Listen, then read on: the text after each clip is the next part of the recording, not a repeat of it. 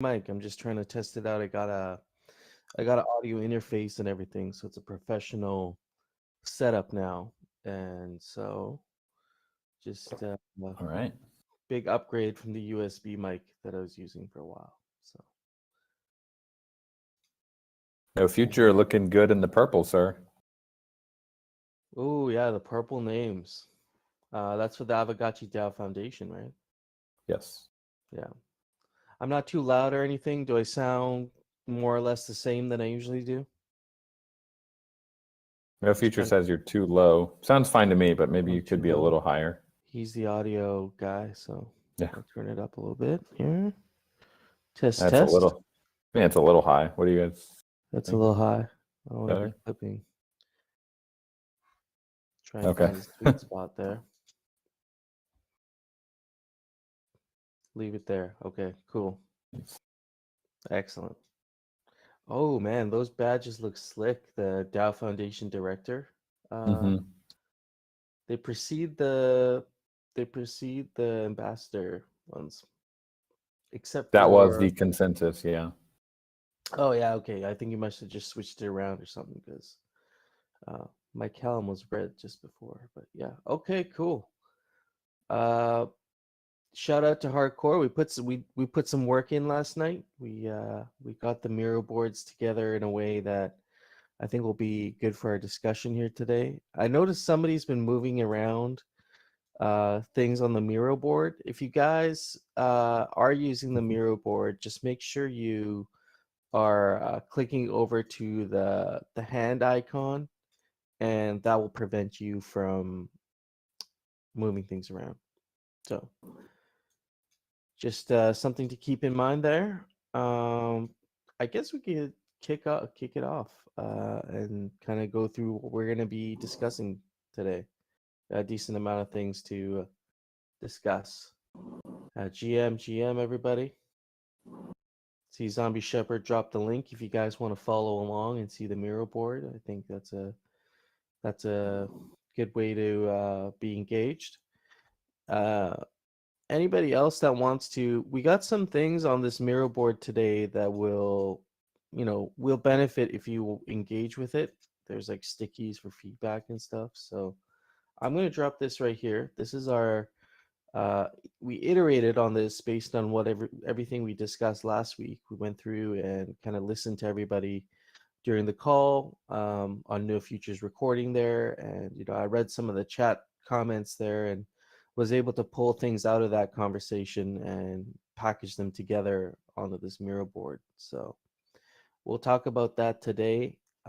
We got a discussion for eyes because it seems like there's some interest picking up around eyes again. People want to talk about it, so I think it's a good time to discuss that. And then we also have some wearable discussion, some recent launches from the Forge.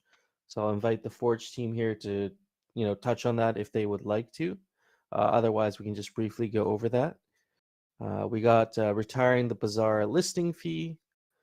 Um, yeah, and then we got opt-in to rarity farming with Mark. That's a conversation going on right now in the forum. And then we got I think I already mentioned this, the eyes. There's a flash poll, maybe help us decide the direction we want to go with those. And then I'll link up with Hardcore after and we'll discuss the outcome. So that's what we got on our docket today. One more thing that I did forget to mention was the Infinity Keys. I'll go over Infinity Keys today. We have a chair in the chat who is from the Infinity Keys team, and uh, maybe we just go over kind of what it is, and if you guys have any questions regarding that. Yeah, ETH Denver. I was gonna get the prop up before the call. Unfortunately, I just had too much to do before then, so I'll get it up after. But if there are any questions regarding ETH Denver or that proposal, that discussion happening in the DAO forums, we can field those questions as well. Let's see here. GBM bots. We talked about this last. Yeah, I agree, Mike Hallam. We'll sync up after. I've done significant work on it on the proposal already. It's 90% there. I just need the team's feedback on that before I get it in. Awesome. So I think a couple things I'll follow up here on with Coder Dan and kind of see what we're going to do with these items, and then we'll get into the main discussion. Sure. So last week we discussed the GBM bots. Do we have some sort of a direction on this? Is there something in the works regarding like how we're going to deal with the botting issue on GBMs? Yeah, so GBM gave their official kind of response, which is very similar to what first Aavegotchi.eth had recommended. To their credit, they said they'd been modeling that for like it was kind of an option for advanced GBM, but they didn't really recommend that projects use it, but it was an option. So we're gonna try it. We're gonna update the contracts and allow the option. It will not be the default option, I think, initially, although we might change that. But it will be possible to basically opt in or opt out to having this kind of soft GBM period, and we'll just see what happens. Right? There's no currently correct answer because trying to swat bots all day in a decentralized protocol like what we want GBM to be is pretty impossible. So the only way to solve it is with economics. And if it just turns out that what our original thesis for GBM was that it's great for items that don't have a known floor price yet. But if people are using it as a way to just sell anything, especially items that already have a floor price, it's probably not the best mechanism. So I would probably say it's fun and it's going to be cool for items like new Forge items or big fake Aavegotchi pieces or potentially godlikes. But if you want to use it for like selling a gotchi mug, then it's probably not the option. And we are going to be offering offers sometime this year, hopefully not too much longer on that. That's definitely on the roadmap for the protocol this year. So it might just come to a point where those who want to do auctions for fake gotchis and kind of godlikes would use the GBM, and everyone else will use the other tools like the listings and the offers that we're going to be offering. So Okay. short TLDR is that yes, we are planning to implement the recommended suggestion by GBM team, but it will be optional. Okay. All right. I totally agree with you on that, especially regarding the like discovering of price discovery. I found that, we were discussing this on Block Party with No Future. I think what's happening with the GBM is it's a great way to get liquidity. Like if you just want to get rid of your item right now and you're okay letting it go at a discount because oftentimes it is a discount. And so, the gotchi mug would be discounted maybe 10-20% if you did GBM versus Yeah. Okay, cool. So it sounds like there's something in the works there. Mission and values, that's something we'll get into today. We've iterated on our last discussion, and I think we can keep the ball rolling there. Got a good discussion around that today.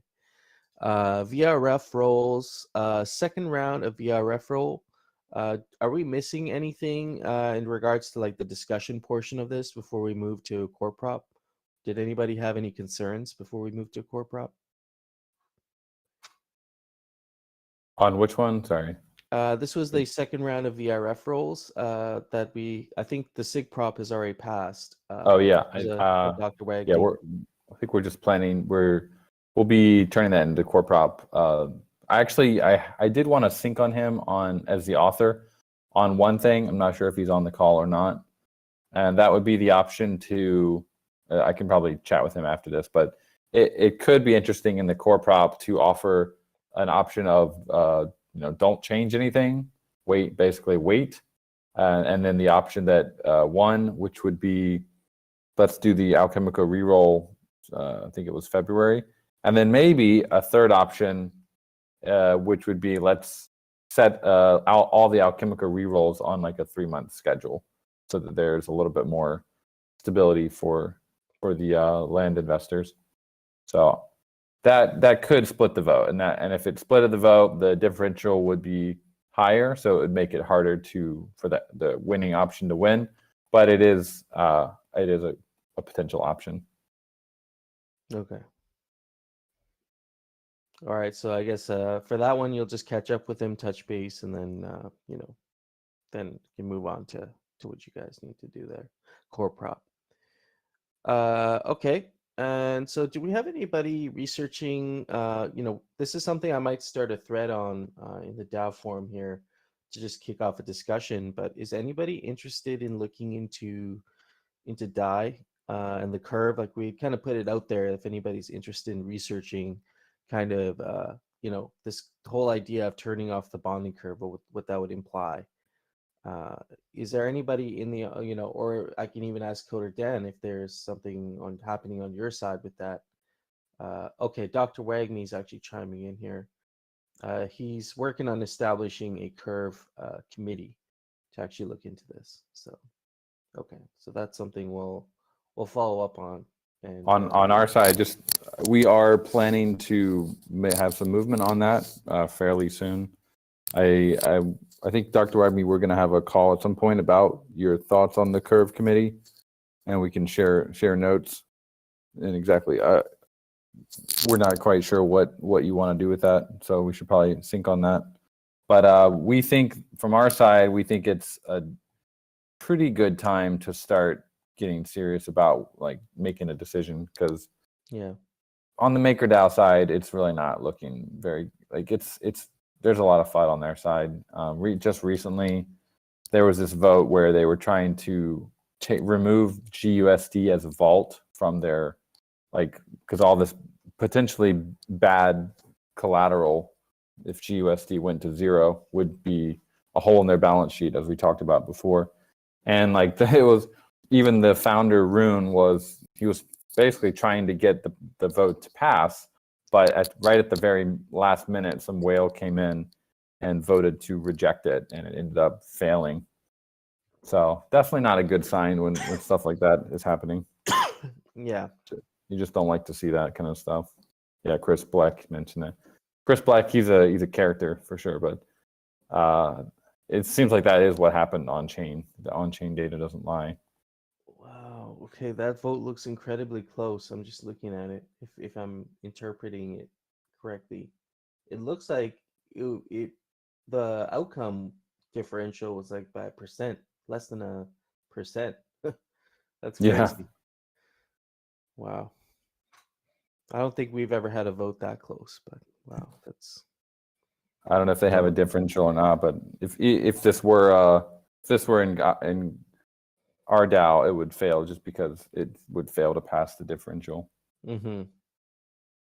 Yeah, definitely not a Winklevoss trend. There was someone, I think it was Chris Black or someone else mentioned who they might think it was.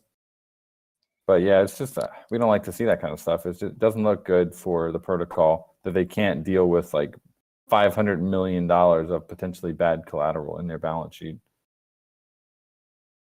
Mm-hmm. Yeah, that's concerning. But I'm glad that we're starting this conversation now, and that there's actually something happening in the works there where we'll get a chance to dive deeper on this on our side. All right. Okay, so that takes care of kind of the open-ended stuff. Let's get into kind of our proposals here. So we currently have two of them up here. One of them has passed. That's the launching of round 2 of VRF parcel rolls by Dr. Wagme, and that one passed with 69%. Perfect, in favor of. And that meant quorum with 13 million over 9 million. And we're just waiting on the core prop for that. So I guess there's just a discussion, and that'll happen with Dr. Wagme, and then, core prop. The 2023 DTF budget request, that was put in by me. And that one says 97% in favor of, and 3.5 out of 9 million quorum. But I believe the vault also has not submitted their vote on this. I was looking at the VLT vote. So that's that's our recent proposals. There's only just that one out there. What are we moving on to now here? Just following up on the core framework and guiding the wearable release. Is this complete? Does the Forge need anything else regarding this, the core framework? We should be able to submit a core prop to launch the Forge this week. Just give people a minute to type here. We got 2 other things going live and a PC update.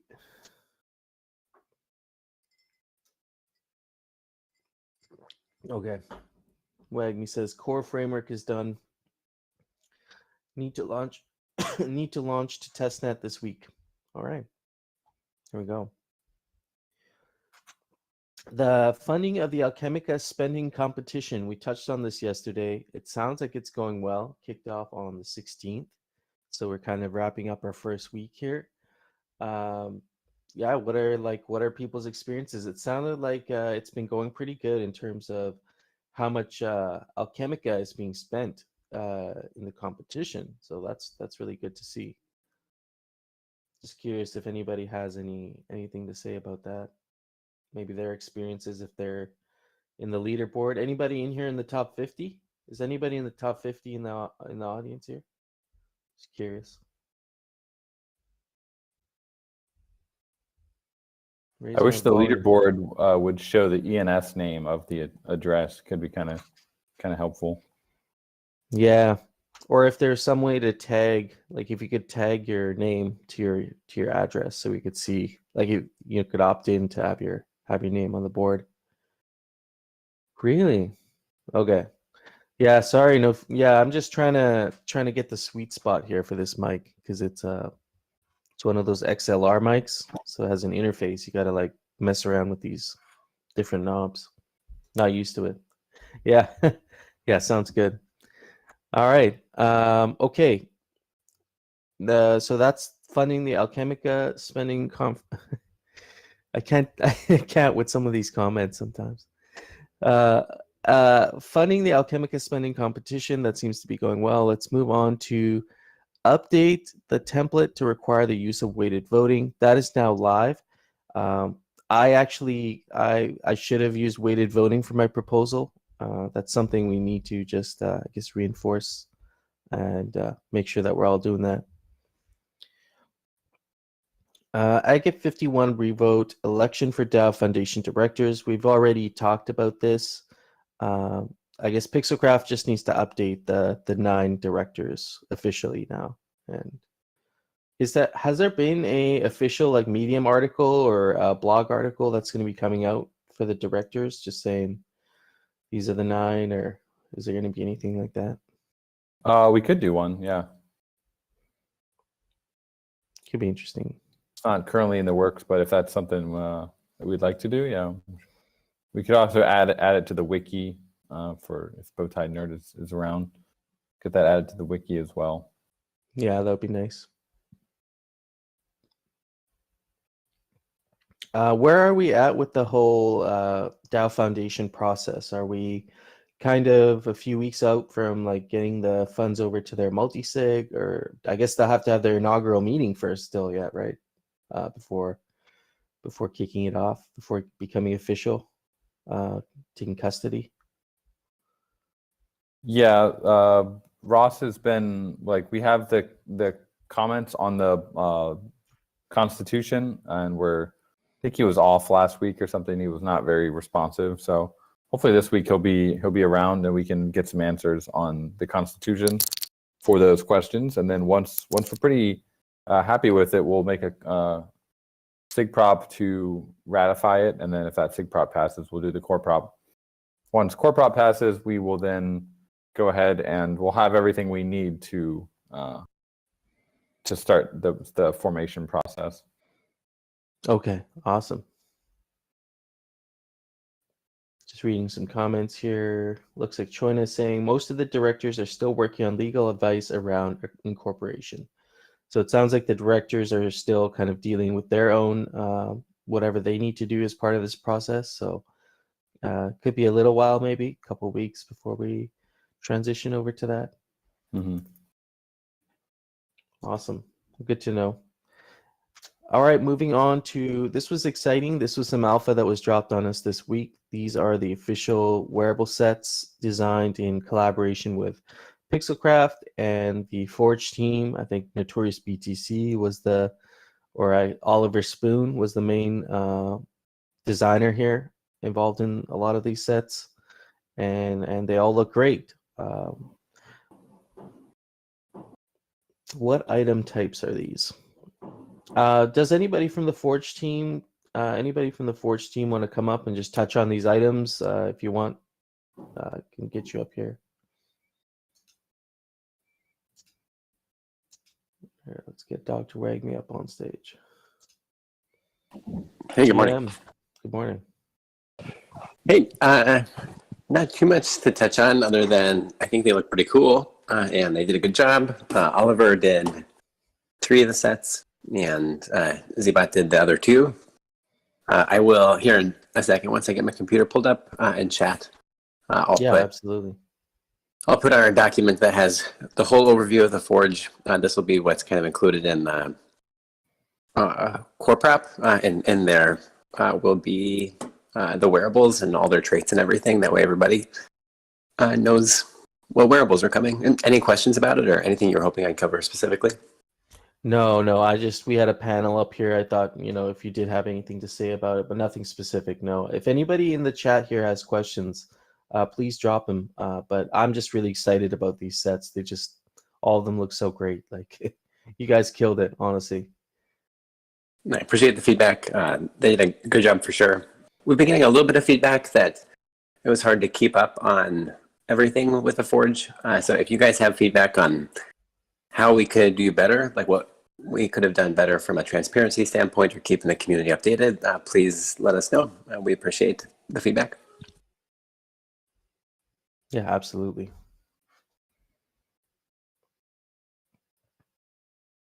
Yeah, join us at the sets look amazing. Oh, Zerk, any alpha on geodes? I actually kind of had that question too. Yeah, it's fun to sneak that in there. Basically, the alpha on geodes is that when you smelt, you'll get a geode every time you smelt, and the geodes give you a VRF chance at a prize, and the prizes will be the legendary schematics, the 200 legendaries. So all of that, there will not be any legendary schematics in the raffle. They'll be distributed via the geodes and with a VRF roll. And kind of the goal for this was to encourage engagement with forging and the protocol.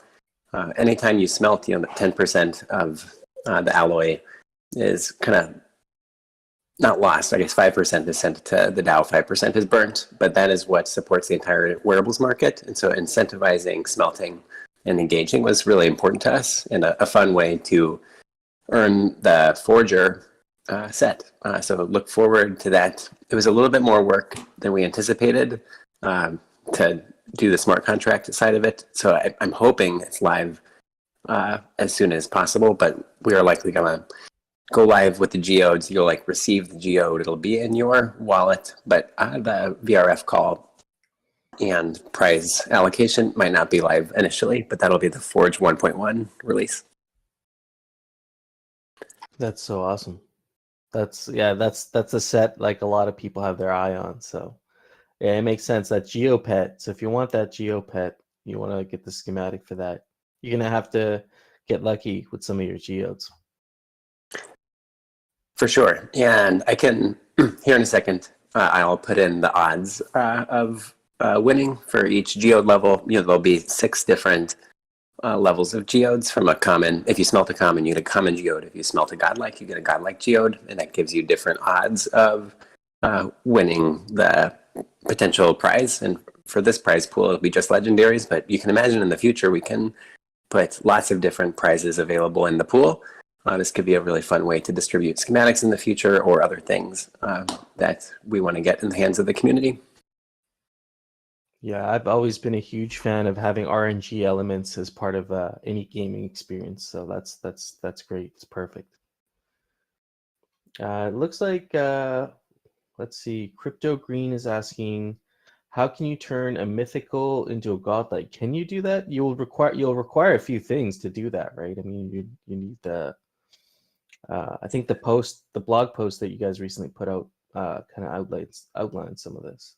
Yeah, I don't want to get too deep into the Forge. We've tried pretty hard to have some like educational strategies out there. Like Gotchi Farming just put out a video, and I did an interview with them that outlines the Forge, and then the blog posts help explain it. But the quick and dirty is you would need to smelt about 5 mythicals or 1,400 commons to get the alloy, and then you would need to buy the godlike core either from the upcoming GBM or from the bazaar.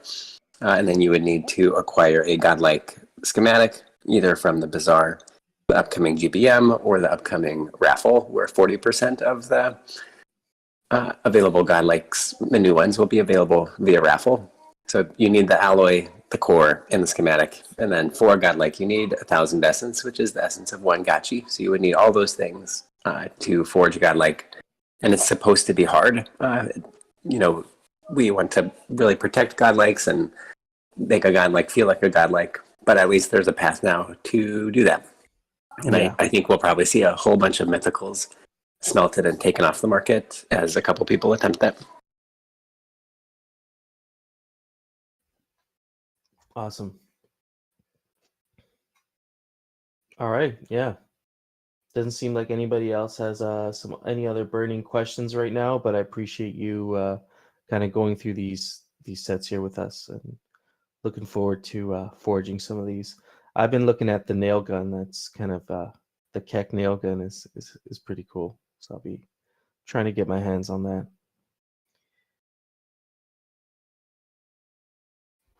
All right. So let's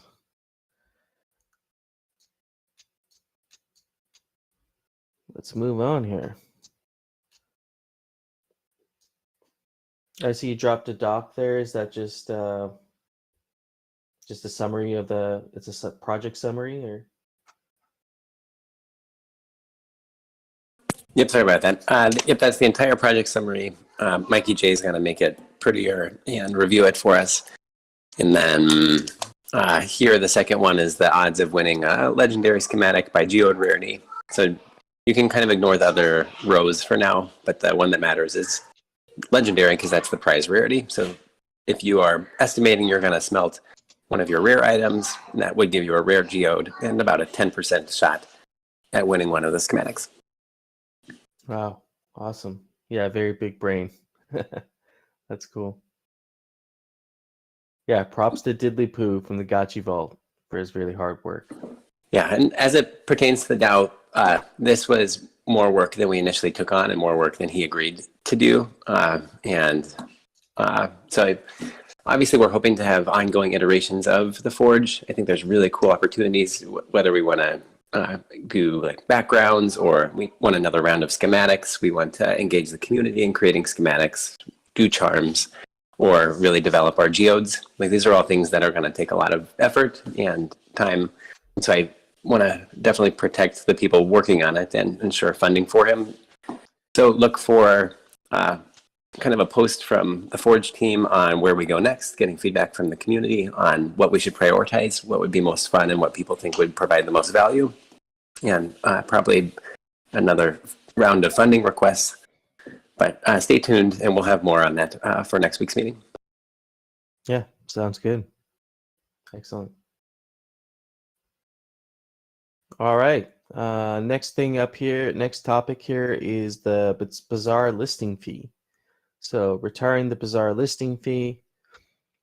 So there will be a stipulation that this issue will be revisited in 90 days, and we'll work on a dashboard to help analyze the before and after effects of whichever option passes.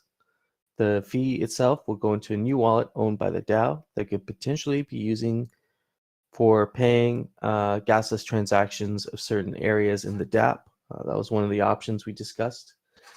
If no one has any major objections, I'm planning to make a SIG prop this week. And I think that was from Coder Dan.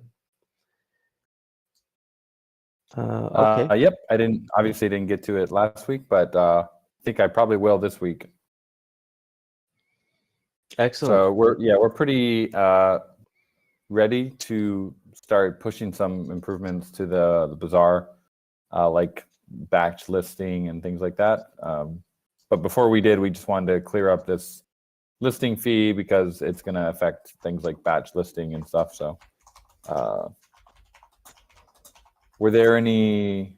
I know I saw there was like a couple responses in that thread about maybe using Alchemica. I don't think that's what we're trying to do here with this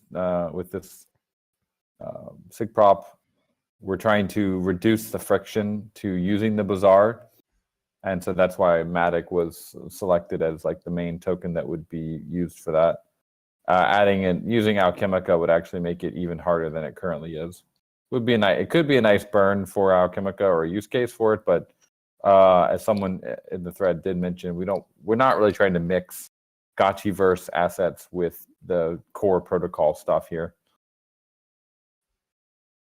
Yeah, it seemed like I believe we did like an informal vote, and it seemed like the Matic paying, like collecting the fee in Matic would be beneficial. Like I think that people voted for that one. Yeah, I'm just reading the comments here. Please leave. Yeah, just to Hardcore's point there, anybody who wants to just throw some pros and cons down for these three options. We got three options basically we discussed during the last meeting. We can convert the 0.1 Ghost into a 0.1 Matic, keep those fees for example, like gasless transactions for certain areas of the DApp. Or, a combination of option one and a fee is only charged for delisting and not the initial listing. And so that would allow people who are maybe not frequent traders to still be able to list their item up, but then delisting would be charged. And so if you're trading frequently, there would be some sort of a fee for listing and delisting. And then third option is to remove the fee completely.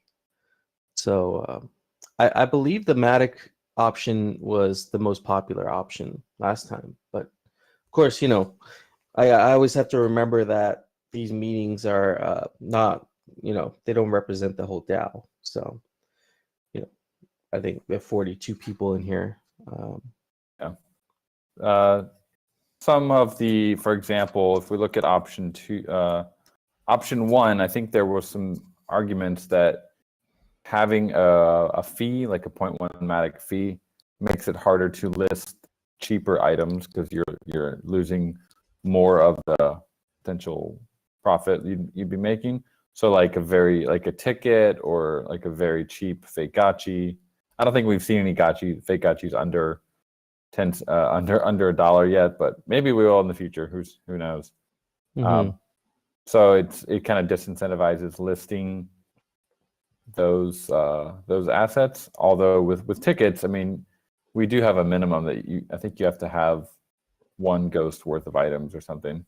So you're going to be listing tickets in batch anyway. Yeah.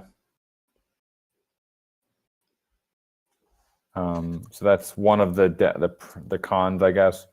The option one, we're not really changing anything except for which token is being used, and we're making it easier because anyone on Polygon is going to have a little bit of Matic. So that's what I like about it. We're not burning any more ghosts like we were before, but we only burned 60,000 ghosts over the last 3 years of the bazaar. So it's or 2 years, I guess. So it's really not a huge burn, but that if the ghost, instead of burning ghosts, we use that Matic for a potential gasless transaction option, it could be help us get on the way to a sustainable gasless transactions bank that we could use for other parts of the app, which would be kind of cool. Yeah, I know. There's a it's like Lens Protocol is struggling with this right now because they were doing the gasless transactions, and it was fine for a while, but now they got all this volume, and it's like, holy, we're just burning through our Matic budget. It's Are there like people talking about that? I'm curious how it's going on the Aave side, because I imagine they're burning at least like 6 figures in Matic every month, right? Yeah, I don't know the exact number. Someone in here might know. If you guys know how much, I thought it was in the tens of thousands last time I looked, but yeah, I have seen a few things on Twitter, on Lens, people discussing that. Yeah. So exactly what we would use those Matic for, it would be a question. Typically, you want things like actions that are going to add value to your ecosystem. So, for example, like purchasing an item from the bazaar, maybe not listing, but purchasing would be a great area for a gasless transaction, because the DAO is actually earning money when someone purchases something off the marketplace, and it might be their first time coming on to our protocol. They might not I guess they'll have Matic, and they might not have Ghost, but it's nice to have that option for things that you can help make people's lives a little bit easier by doing a gasless transaction for them. So worth considering. Yeah. We have, I believe we have 50,000 Matic from the Polygon ecosystem grant. That was the liquidity mining, and they stopped that project a while back. We've actually never touched the Matic that they transferred to us. I don't recall it being a huge amount, but I think it was around 50K or so. Mm-hmm.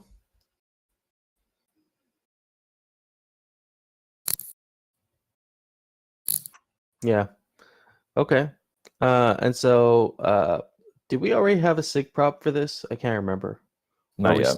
Yeah, not yet. Okay, so that would be the I guess the next step after we have the dashboard to analyze. No, we can we'll get the dashboard up. I think we already have a Bazaar dashboard anyway. We'd have to find exactly, there's a couple of them. But basically, we would just be curious to see if the volume does increase. It's a little bit hard to isolate what's happening in the larger market. It could just be a coincidence that the market is turning up again and we get more Bazaar trading. So a bit difficult to isolate that, but it could be. There might be like an indicator that there's more trading happening. I would expect to see that happen the most if we went with option 3, which is just removing the fee completely. You would expect that removing a fee would add a little bit more trading, not necessarily volume though, like actual purchasing, but there would probably be more listings, which is why we had the fee in the first place, because we didn't really want to have a bunch of spam listings taking up blockchain space. Right. So I think keeping the fee is okay. It's really not a high fee. It does add up over time, but it's really just kind of trying to respect the Polygon blockchain in a way, and saying, like, if you're actually serious about selling this item, you can probably pay 0.1 Matic to list it. Otherwise, you're going to have tons of bots changing their listings every couple seconds, and you're just kind of adding traffic to the Polygon network without really adding much value. Yeah, I think that's the core issue there that we're trying to address. And so on the options, I could kind of honestly, I could take any one of these options, but maybe to me the Matic one sounds like the most appealing. Just maybe gives us that opportunity to use that for lowering that, just making a better first user experience. Mm-hmm. Maybe we can, if that's the option that wins, we can discuss what that could look like, what we might want to use that for. Yep. All right. Okay. And so we'll follow up on that, and maybe we can move on to the next here. Let's see. Opt in for rarity farming. This was a post that was created recently in the forum by Mark, And so it goes to avoid DAO funds being wasted on inactive gotchis. I propose to only send rarity farming rewards to addresses that have opted in. And so it would work. This is kind of how he's thinking about this. Opt-in period is 1 month before start of the season. Any gotchis whose address hasn't registered don't get rewards sent to them. Any rewards that are saved are returned to the DAO. Signing a transaction on chain is the way to register opt-in. This should save the DAO quite a bit of money, make rarity farming cheaper and more sustainable. What do we think about this? It's a spicy proposal. Huh? It's spicy. It's a spicy proposal. One thing that I did not know just before reading this was that I thought it would be that the overall prize pool would stay the same, but it would be redistributed to all the active addresses. But sounds like it. Yeah, it sounds like if you don't register, your rewards are just not going to get sent to you, which is actually going to help save the DAO some funds.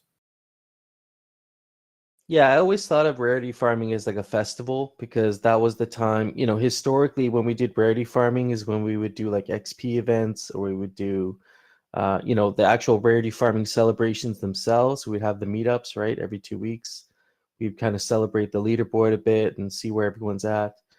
And so if it is kind of like a festival, like you're gonna have to sign in at the gate, right? You just don't walk in. You have to sign up for the thing, and so it kind of makes sense to me in a way. Like, it's just very passive otherwise. And if rarity farming, the point of it is to kind of engage with your assets, then maybe it does make sense to at least, I think you could at least sign a transaction, even if you're not going to pull the ghost out and just say, hey, I'm here, my Aavegotchis are here. I'm still like, I'm alive, basically. I don't know, but just to have a indicator out there that you're interested in participating in this, I don't think is a bad idea. Kind of let's see what people are saying here. What do you guys think about this idea of opting in for rarity farming? I see. I'm going to read some of the pros. So pros saves about 20% in Ghost. So that I wouldn't say that's totally accurate. That number is for all 4 seasons, I believe, not one season. That 344,000 Ghost. Okay. That's kind of so I don't think it's actually that much. Now that could be from the last season. We could assume that all the previous seasons had all the ghosts pulled out, and what's remaining was from season 4, but that's probably incorrect. Okay. I mean, I thought I remember hearing 17,000 gotchis still have ghost in them, but I could be I could be wrong. I'm not sure how accurate that number is. Some other pros, it does incentivize engagement because we'll know who's actually engaging with their assets. And then de facto test of user activity levels. Yeah, I don't know how, like, to what degree we could know how active the user is just by them signing the transaction, but at least we would know that minimum level of engagement that they're, what I think about here is the guy who lost his gotchis or, maybe lost his seed phrase and the gotchis just sitting there. Who knows how many are out there like this, but let's say there's, some gotchis out there that'll never be touched again for whatever reason because they, the wallet got lost, they got stolen or whatever. Those gotchis are going to continue receiving ghost, even though that ghost is never going to be pulled out. And so I think the signing of the transaction is just a way of saying, I'm still in contact with my assets. I still own these assets and I'm ready for rarity farming. So I don't think it's beyond that. I don't think it's, a big deal. But that's just my opinion. The cons, someone said it feels a bit icky. If anybody else wants to provide more context on that, that would be good. Yeah, the rhinestone gotchis. It's like the rhinestone at the bottom of the ocean, but people are still using it somehow. as a collateral. This guy, oh my god, this one has 16,000 ghosts in it.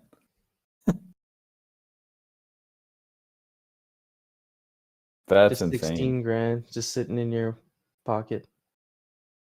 This one that Phantasma's showing. Holy Yeah. shit.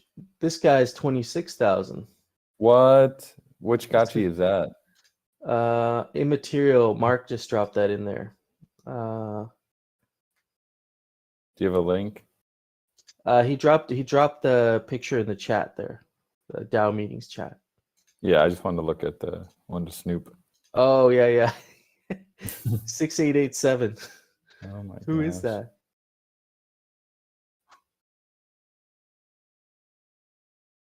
Resentful 23 months ago was the last pet.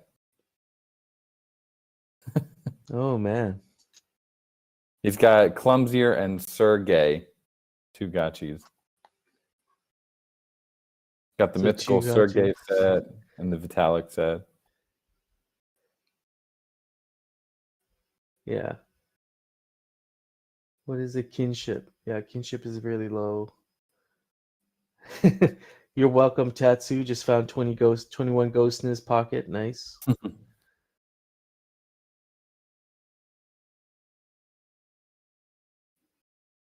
Yeah. I don't know. What do we think about that? Do we want people signing in for rarity farming? Yes. Get one yes, another yes. Yeah, it's like you're signing a form when you sign up for an event. Everybody does that. You just sign it. You're like, I'm in. Either you're in or you're not. But I guess what is your take on, what should be done with someone who doesn't sign in? Do you think it's a good idea just return it back to the DAO? Or I kind of like your idea of maybe there's a certain percentage that goes back into the everybody else's pool. Maybe like 80% gets returned to the DAO, maybe 20% gets thrown back into the pool, and that goes to everybody else. I don't know. Maybe there's a way to do some combined approach. Just keep it in the pool, saying. Yeah, I think it's Mark. better to. Go ahead. I prefer the keeping rarity farming sustainable by just giving out less ghosts. Mm-hmm. And then it could So go to future rarity farming seasons. Some people are saying. Yeah. So I think in the name of sustainability, it would help kind of, bolster up the future pools for rarity farming. I don't see too many people complaining in here. I don't think we're representative of the whole DAO, but it's a good sign. Yeah, like Phantasma's point, if this guy Clumsier, he looks like he's been away for 3 months. Yeah, I bet it's not actually he's been away for 3 months. It's probably he was using Gotchi World or like one of the auto petters that shut down, and so he just hasn't come back, and he could have been away for much longer than that. That's so rough. These guys, like, they went away for 6 months or 12 months. They're like, I don't know. It's be a big change to say that you're not going to receive anything, but at the same time, it does kind of make sense. Mm-hmm.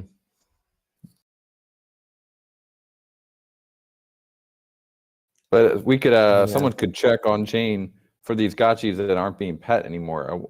You could check which pet service they were using, when did they sign up. Yeah. Just to check, like, how long have they been kind of AFK. Yeah. Lagan is saying 0 kinship gotchis, they just die. They just get sacrificed every rarity farming season. Clean house. And then maybe all the essence gets pooled and then it just gets redistributed to everybody. That would change the meta big time. That would change the meta quite a bit. All the godlikes are suddenly just gone. Oh my god. Yeah, I don't know about that. Yeah, but I know how it feels to have your gotchi on a petting bot and I don't look at it for a couple weeks and I go back and it's rough. It's like you just Been lost all these liquidated. kinship. Yeah.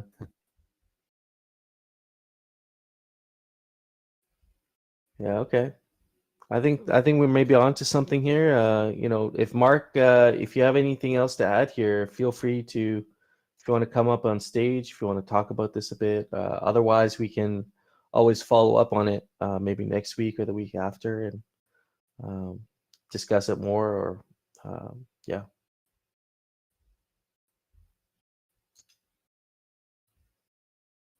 What about this season? That's a good question. Do you think, in your guys' opinion, it's a little too late to implement for this season, which I think we want to kick this off pretty soon? Or do you think this is something we're maybe waiting for the next? How do y'all feel about this? I don't think we could do this for this season. Yeah, it seems a little close. Yeah, I mean, Aavegotchi is a game, right? At the end of the day, it's a game. If you don't play the game, you walk away for 6 months. It's like, well, the game is still being played. It's just you're not active in it. So we should, if we're changing the rules of the game, we do need to make sure there's plenty of lead time on that for people. Well, also, it's like, how do you lose rarity farming? Is there a way we've thought of losing rarity farming? If this is a game, there should be a way to lose, right?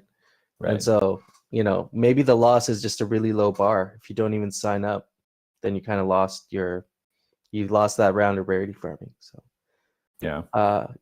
Do you think for check-ins, do you think we would just want like one check-in at the start of the rarity farming season, or do you think it would be good to have like a check-in for each round? Every 2 weeks you're checking in. I think just the season's probably okay. Yeah, like a sign up. Mm-hmm. Okay. Soju saying, yeah, might make passive people feel rug if we do too quick. Need plenty of PSA time. So, kind of like the same idea with turning off friends. We gave them enough time for people to know about it. It's like a couple months. So, yeah. All right. Let's move on to the next one here. This is Infinity Keys. Infinity Keys, they are actually Gotchi Gang. That's Chair and some of his team. They're putting together a proposal to the DAO to create a Aavegotchi kind of questing game, sort of like a treasure hunt, and be co-sponsored by the guild, MSG Guild. And so I'll just read through this. For this proposal, we would like to create a series of challenges for Aavegotchi to help onboard newer players and non-owners by both giving them exposure to basic elements of the Gotchiverse without having them to own a Gotchi themselves, and incentivizing with fun activities and treasure. And so basically, the Gotchi gang would have to complete a basic passcode challenge on the Infinity Keys site and claim access or claim an access key, which is an NFT. And to get this passcode, the player has to explore the Gotchiverse and find passcode on a plot. Similar to, I think John Gotchi did this a while ago with his treasure hunt, and you had to go find a code on some of his parcels to actually get the key to unlock a prize. And so once the players completed all 4 of these steps and claimed a key, which is an NFT for each, they can claim the overarching achievement trophy, achievement NFT, which Infinity Keys will use to conduct drawings for treasure, and which the user can display as a badge of honor. And so the idea behind this type of challenge is to create mini games that are not too hard, but still make the player feel like they have accomplished something. This kind of reminds me of like the Aavegotchi missions, but with a different angle on it. When people first joined Aavegotchi, there were like these missions that you had to do that would help you kind of get onboarded into Aavegotchi. And if you completed the missions, I think you got a rank in the Discord but you also got a exclusive wearable set, the agent set. And so this is kind of a different angle, slightly different angle, but still kind of aiming to get that achievement. Aiming to get that engagement from new users, and possibly help with some onboarding as well. And so just for the timeline here, I guess one more thing to mention with Infinity Keys is that they are not just focused on Aavegotchi, but they are actually established across a whole range of different NFT communities. I believe they've done challenges on Lens before. They've worked with the Lens team, and so there could be an opportunity there for maybe some cross-pollination to happen between other communities coming over to Aavegotchi and doing our Infinity Key challenges. And so they're saying we're building several other challenges with other game communities between January and February 2023. The proposal would go live in that time frame. We would run the campaign as a promotion for 2 to 3 weeks to give people the opportunity to win treasure prizes. However, the challenge itself can stay up for longer. And so the theme of the game. So part of the game design that Infinity Keys provides is a themed story for the player to engage with. And the Infinity Keys lore is that we are the keys to many places across the metaverse. So a very light Gotchi themed story would be implemented for this challenge. We will work with MSG artist T-Bird to create NFT art for the keys and trophy that match Aavegotchi look and feel. Just going to quickly look over here at the comments.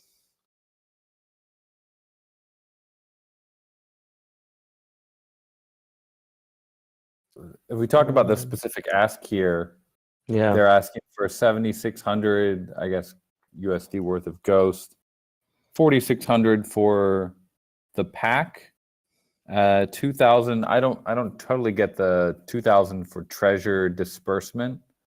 The additional overhead costs for Infinity Keys to manage treasure distribution. And then tickets, Ghost, and fake Gotchi cards. And the actual treasure that's being distributed, I guess. Mm-hmm. So Chair is saying essentially the ask is funding for a bit of funding for prizes and winners. Treasure is prizes for winners. So would the treasure be like just straight Ghost, or would something be like would you be taking that Ghost and purchasing like items, for example, with it? So open to discussion on that.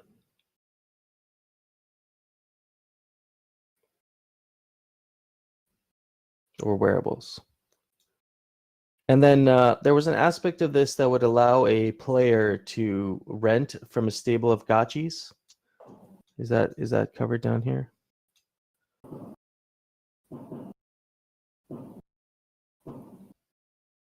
Yeah, Coder Dan's asking, what is the process of treasure distribution, and why does it need 2,000 Ghost? And what are we actually getting for the 4,600? Sorry, I haven't explored the protocol too much. But like maybe there's a list of deliverables that you'd say, here's what you're getting for this 4,600. Here's also just some metrics on like partnerships you've done before. How do they do? I'm kind of comparing this to like a rabbit hole kind of thing, which we are on their radar to possibly do something with. But it'd be cool to see the activation rate and for previous campaigns you've done. I view this as like a marketing campaign. Oh yeah, 100%. I think what we should do is get the some previous examples of maybe some successful campaigns, and that would be a good indicator of like how this would go here with Aavegotchi. But I do think it's an interesting proposal. Could be interesting with onboarding, depending on the engagement with other communities right now. And so,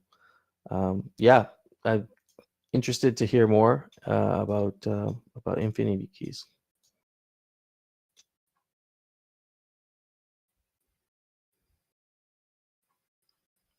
And here, if for those of you who are interested in Infinity Keys, there's the kind of workflow of how it would work to engage with one of these challenges. And so you get the pack. There'd be the passcode challenge. You would have to look for the passcode in the Gotchiverse, I'm assuming, and then you would get lending whitelist access. And this is from the perspective from I'm guessing like from a new player. So a new player would get lending whitelist access to the MSG Gotchis. This was the piece of renting from that stable. And then they would claim the Gotchi from the Infinity Keys whitelist. Oh yeah, so then they would go explore the Gotchiverse to find the password. They would solve some challenges, pet the Gotchi, and then challenge 3. So these are the challenges, I guess, of going through the Gotchiverse, petting the Gotchi, and all that. Yeah, I'm also interested to know like how the other partnerships went, what came out of it, and I think that'd be a good comparison for sure.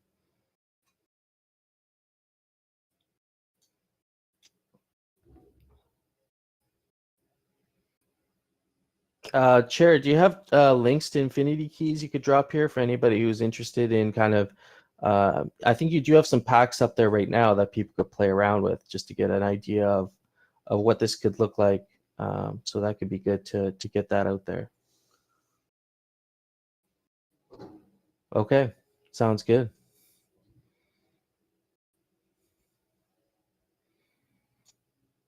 So that's Infinity Keys there, and he's dropped some packs there for people to check out to get a better idea of what this could look like. Oh, Esmeralda has an interesting comment there. Infinity Key is a cartridge requirement.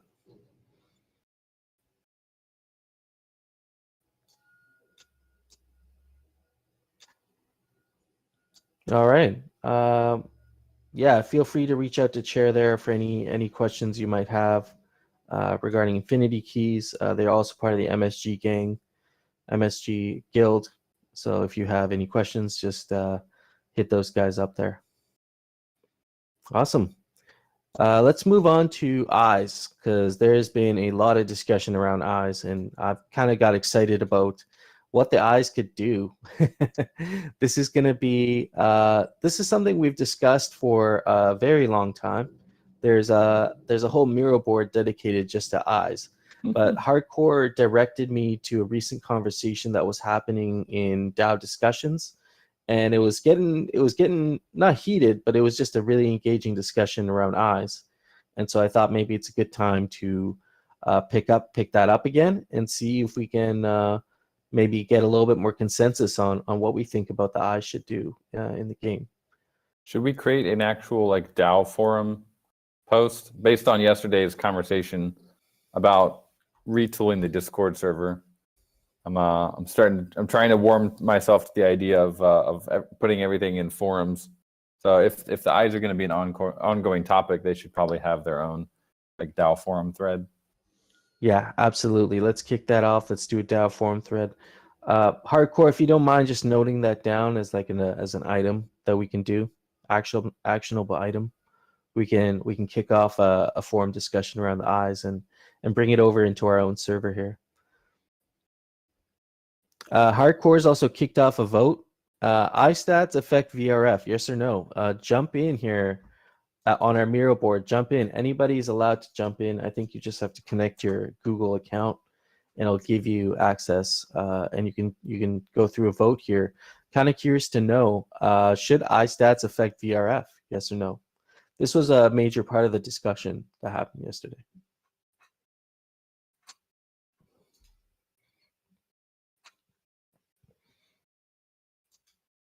And so to vote, if you guys are looking at my screen, to vote, you're basically just clicking on either yes or no. At the bottom right-hand corner, there's a plus sign, and you can cast your one vote.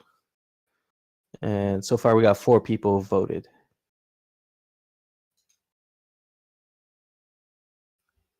Okay.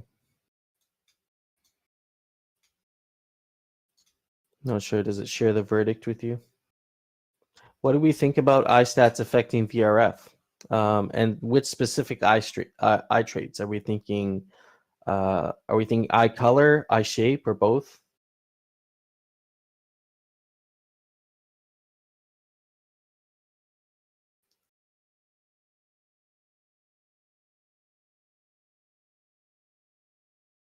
I see the note below. If eyes are VRF, what happens to luck?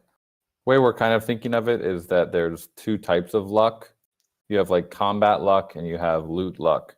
And so eyes would be more affecting the loot luck, not the combat luck, which would remain with Spook as the DAO voted for it.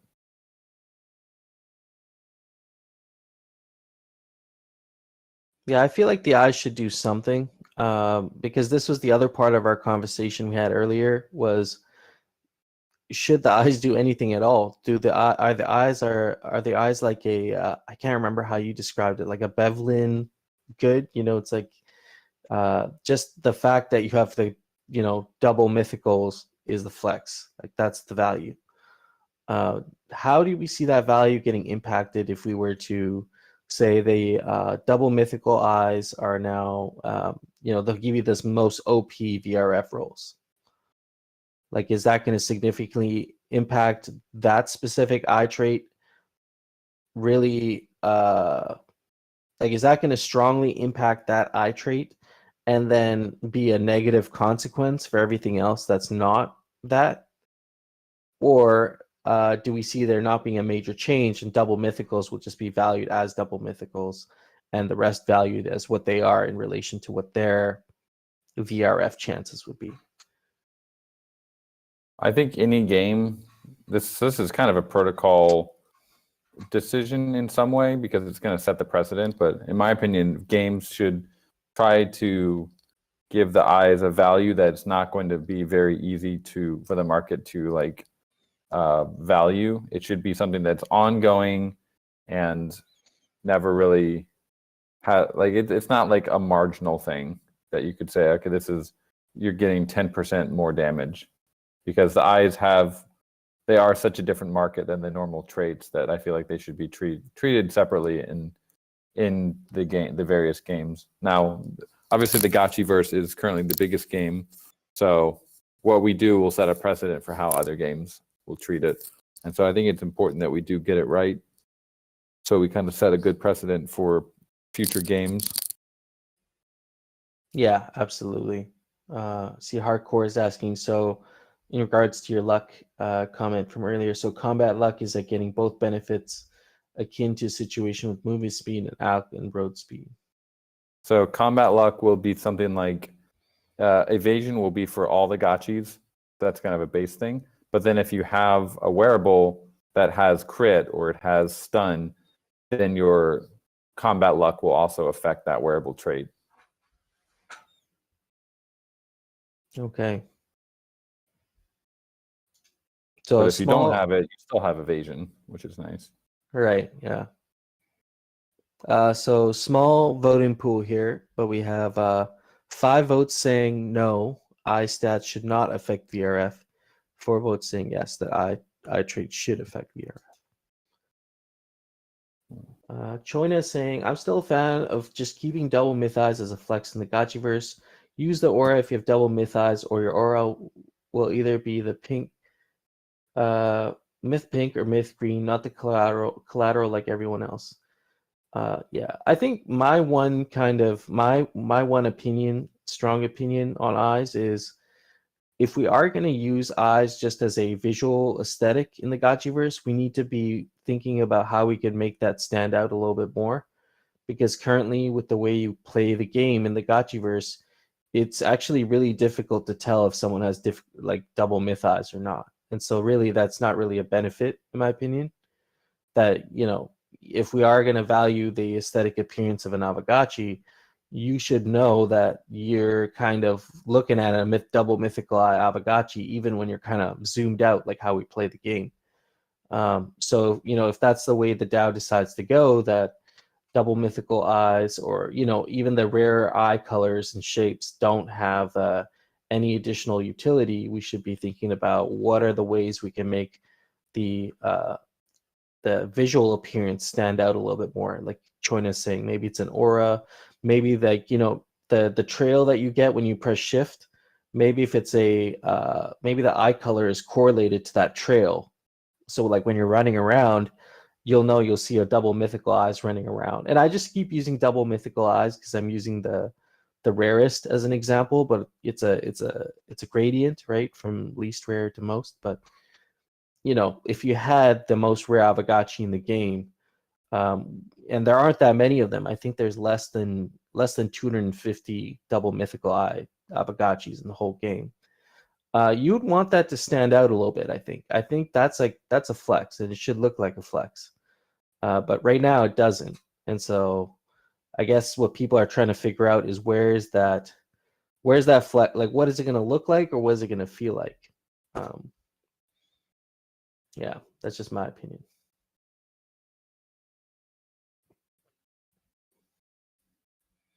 Should having high energy and aggressive? Yeah, I mean it is. I would argue that is a flex though, if you have high energy and aggressiveness, because that will become obvious in the arena, right? And I'm sure at some point, you guys at Pixelcraft will probably introduce some way where you can actually look at a Gotchi's traits by like clicking on it, right? There should be, yeah. So I would argue that the current traits, when they're arranged in specific ways, are a flex. It's just not that obvious because the UI doesn't show you what their exact traits are. But like in most games, like the most OP characters, you'll know that they are OP characters, either like aesthetically or by something they do in terms of utility. I'm just gonna read some of the comments here. Double mythical eyes have a glow under the Gotchi. That would be cool. Yeah. Like neon lights. Action is saying, it's so weird having the eye trait numbers display alongside the other 4 traits if they are truly different. If it's only a flex, it should be removed from the trait stats somehow and just leave visually. Yeah, I guess, you know, I mean, that's a good point. I think the reason why the eye traits were even included as part of the trait set is because there was some anticipation in the future that they might be used for something, right? I mean, there wasn't really anything specifically mentioned like in the white paper or anything, but I'd imagine if the trait set's there, it's, you know, it's for us to assume that we can do something with it. Choina is replying to Action. I see your point, but I wasn't even thinking Gotchiverse when looking at the traits. It didn't exist. For me, it was just about the overall BRS.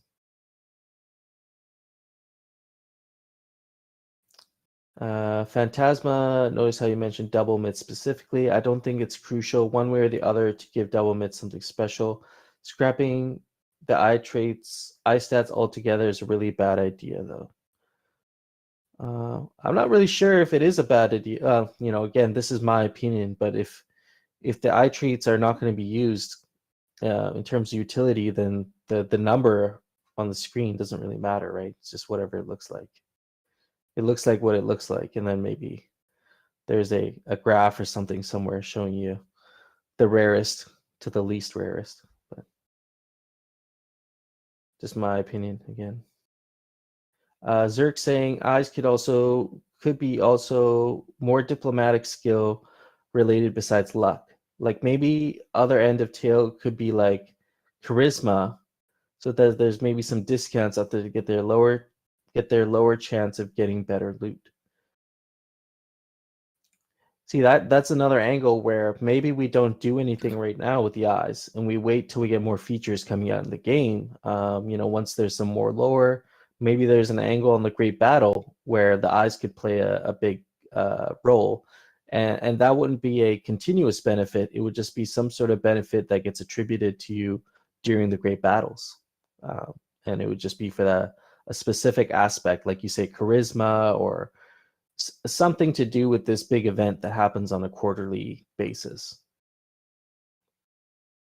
It could tie in with the lore too, in that case, if we're thinking like maybe the eye traits have something to do with this one great battle. There's some sort of a lore that ties in with the, you know, the eye types and how they got to coordinate with each other or something. And Zerk saying lower crafting costs.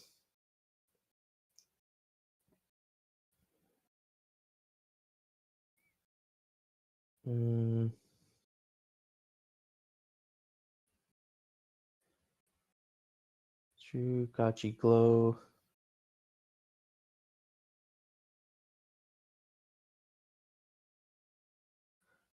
He's saying Phantasma. I mean, they're real in the sense you can see it, but I do lean to that being a benefit in and of itself, aesthetic only. We need Sandeep to commence the great battle. Hell yeah.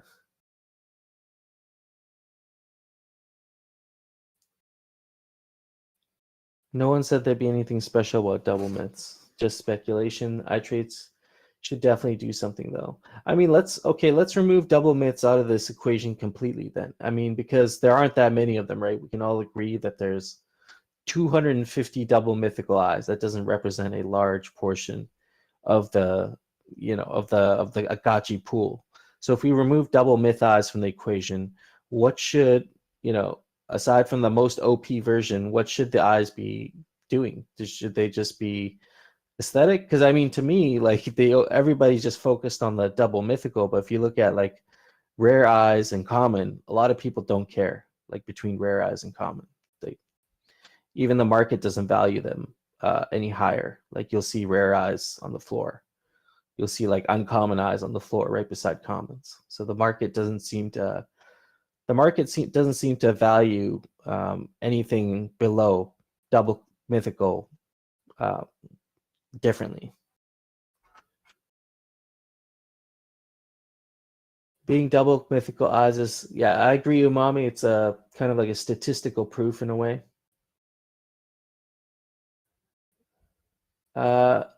Mark is asking, or Immaterial is asking, Coder Dan, have you got ideas with the eyes that you've begun implementing? Should we wait to see what PC has in mind? Do you guys have anything in mind for eyes in terms of the Gotchiverse? Like I know the earlier Gotchiverse Bible did mention specific eye types and, you know, eye shapes having specific advantages, but are you guys still thinking along those lines, or are you kind of just leaving it up to the DAO at this point to kind of decide what we're gonna do with our eye traits?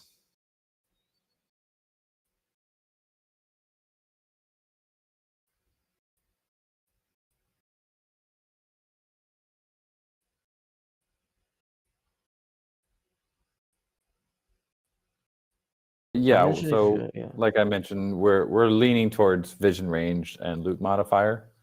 Yeah, they seem to make, as far as like game mechanics go, they seem to make a lot of sense, while also not being too marginal in terms of like the benefits that they bring. So I think we're definitely going to try that and plan to do something similar to that.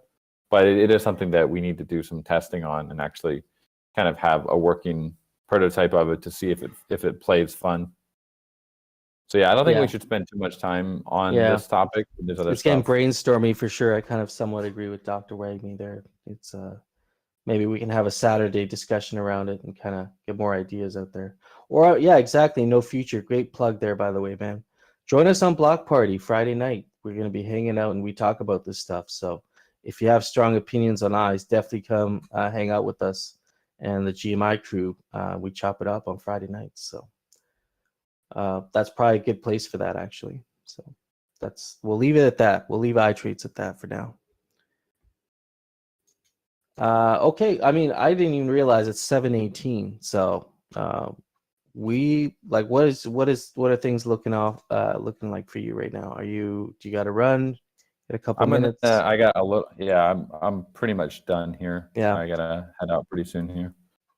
Okay, no problem there. I think we covered pretty much the main discussions of what we had here today. We can touch on the mission and vision stuff next week. We have a board together for that, so that'll be a good conversation. Yeah, a happy Lunar New Year to you. Thanks. Yeah. year of the rabbit, but like I like to say, it's actually year of the gotchi. 2023, baby. Hell yeah. It's our year. What year is it in the Chinese New Year? What year did you The guys rabbit. do?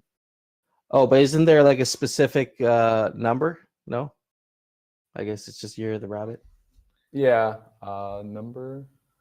Like 7,000? Chair is saying the year 7,000. Oh, I don't know. I have no Well, yeah, idea. that's how these things work, right? Usually there's like a Honestly, they different don't calendar. even. They do have like their lunar calendar, yeah. But I've never seen it. I've never heard anyone actually reference it in like oral conversation here in China. Nobody's like, what? oh, hey, it's year 7,010. No, Oh, no? Okay. All right. it's on. Maybe They that's do have just like me. this like mega calendar with all the lunar dates and like what you should do and shouldn't do on those dates. I think that one has the lunar year on it. But yeah, I've never heard anyone be like, "Oh, it's what are you talking about? It's not 2023. It's 8,215." Yeah. All right. So we got Hardcore's dropping some PDFs there. Zombie Shepherd, if you can drop the RSS feed, and No Future's got Gotchi News Network up and running now, and definitely go check that out for your clips, daily clips during the week. And I'm gonna plug my Substack. Anybody who is not subscribed to Substack, you guys are missing out. I do a weekly DAO update, a weekly DAO bulletin, where I keep you updated on everything in the DAO. So please subscribe. I'll drop something in your inbox once a week. It's not too spammy. It's a quick 3-minute read, and you'll get the gist of everything that happened that week for the DAO. Get caught up. Oh yeah, Chair's coming in with the dates here. So it looks like you're looking at the year 4,720, Coder Dan. 4,720. Okay, cool. Choina, there's going to be no Eat Denver discussion really. We're just going to catch up with the GMI fam there. Going to talk about it with that crew and get the prop up. Yeah, absolutely. Oh, Phantasma, is there any alpha on December arena test badges? Not yet, but they are. I actually have not seen the final badge that we created for that. And then yeah, we are planning to get those out after the rarity farming badges for season 4, which should be going out this week. Lots of badges coming out soon.